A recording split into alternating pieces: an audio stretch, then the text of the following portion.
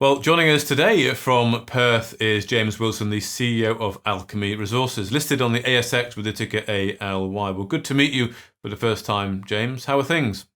Yeah, good. Thank you, Mark. Very nice and sunny here in Perth, so we're doing well. Good. Well, it's the first time that we're speaking. I wonder if you can perhaps just introduce the company first of all. There are quite a few projects, I understand, in the portfolio, but what's the elevator pitch, if you like? Well, Alchemy is a small WA and Western Australia and New South Wales focused explorer. Got a diverse commodity mix. We've got lithium joint ventures over here in Western Australia, sitting on top of gold ground. We've got gold ground up in the Briar, which is a joint venture with iron ore sitting next to it, funnily enough. And then in New South Wales, we're sort of more of a pure play, sort of base metals play over there. So Okay. got a bit. Most of the projects are advanced, so that they have resources on them, pre-development kind of stuff, and very advanced nature. So yeah, we've got a lot to deal with. A lot going on. Well, I can see, of course, from your website, there's quite a few projects here already. So is it all Western Australia? You've got some in other parts of Australia as well? Yes, that's right. And in Western Australia, as I said, we've got the lithium joint venture with the Japanese government at JOGMEC. That sits on historical gold ground, so we're 100% gold explorer in that part of the world. You move up a couple hundred kilometres to sort of the Meekatharra area, and we've got a joint venture with Catalyst Metals on gold ground where we're free carried. And we've got the iron ore sitting right next to that, which is 100% owned by Alchemy. So, Okay. yeah, a couple of different things in the state.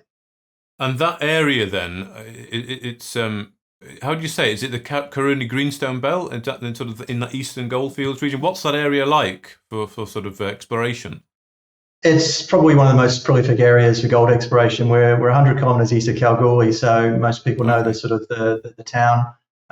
We've got very good infrastructure access out there. There's a sort of big railway that goes to South Australia, and our project sits along that. So very easy to get around, and we do call it champagne exploration out there because it's very positive for us. You call it champagne exploration, okay? Because what the idea is that you hit and you can crack the bottle open. Is that what? You would very much hope so. Yes. Right. Okay. So, I mean, what's the model then? What's the strategy? Because I know you've got some that are 100% owned, some that are part owned, and from understanding, looking through your website, partnerships are quite important. So, what is the model at Alchemy? Yeah, well, at the end of the day, it's easier to do someone else's money than your own, and when you've got such a diverse commodity mix, and it's not really sort of through sort of trying to find these people. They've approached us. In the case of the Japanese joint venture with JOGMEC, they approached us to look for lithium ground. It was very good, and we decided to sort of develop that relationship with them, and that's really sort of spending money sort of to earn into our project. And if we can do that on multiple fronts, then we're spending multiple quantums of what junior explorers would probably spend on their ground. If you've got 3 or 4 joint ventures, that's 3 or 4 times the money working for you, and that's not shareholders' money walking out the door. It's someone else's, which is to add that value to your share price.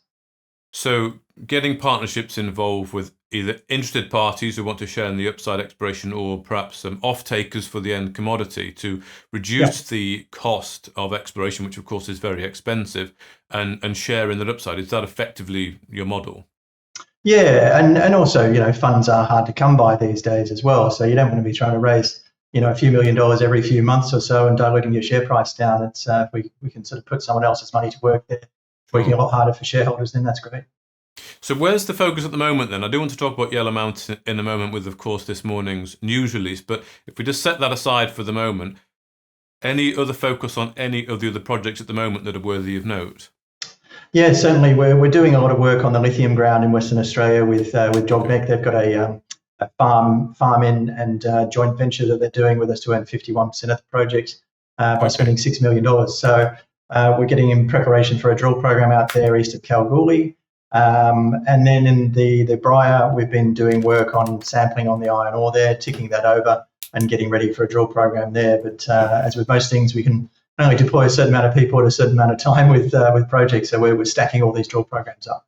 Okay. So the iron ore is just on tick over for the moment, maybe looking to get into that later on. So the lithium project then, that's a joint venture with the Japanese company, as you say, so they can earn up to 50%. So how does that look, that sort of progress that I'm getting, that ownership percentage?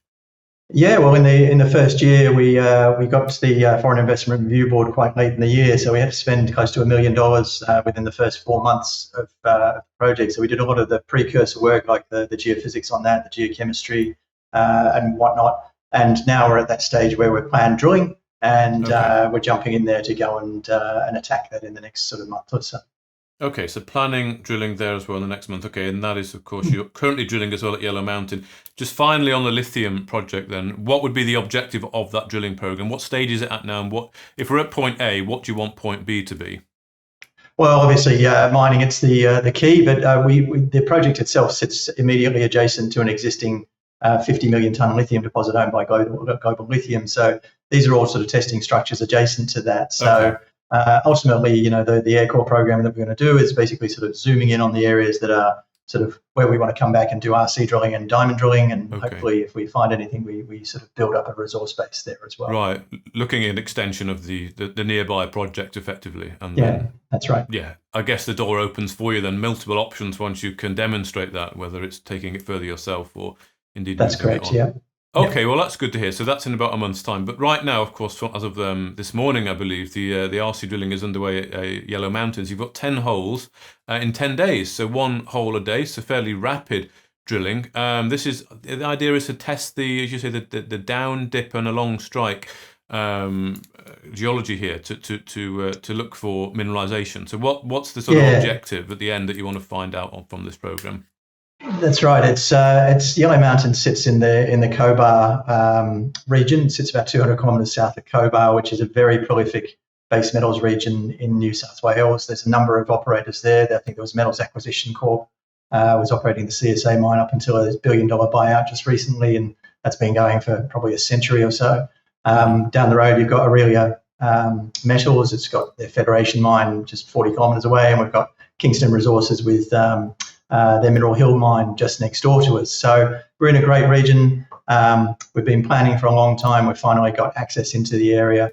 It's been mined, this thing, since the 1800s, a lot of old timers shafts there. And we went in and sampled some of the old sort of stuff they were chucking away on the waste dumps, and managed to get some Molic assays which is the Molic is the old waste, so it's just chuck it in a bag and see what we get. And we were getting 28.4% copper and 18% lead and 20% zinc in one sample. So, but there's also been drilling there as well, 24 meters at 1.1% copper, 1.2% lead and 1% zinc, and that hasn't been drilled. The last drill holes that were done there were probably in about 1986, and before that was in the 70s. So, it's been a long time coming. There's multiple zones, 650 meters of strike in one zone, 350 meters of strike in the other. And we're just going in to really sort of test the original drilling, make sure that we're telling the truth, and also test some new ideas using sort of three-dimensional modeling that we've put into place as well. So, it's a very compelling set of targets and very exciting that we're finally on the ground. So the fact that you're testing existing drilling, is that why you can effectively do these RC drills quite quickly? Because you already have data of what you think is there from previous drilling, but you just need some modern day samples to effectively back that up. Yeah, the technology for assaying has changed over the years, and we noticed in some of the assay results that we got in the database that they had 10,000 ppm zinc, 10,000 ppm, or like 1% zinc, 1% copper, and 1% lead. It means that they hit the detection limit of the assay technique at the time, and they couldn't go higher.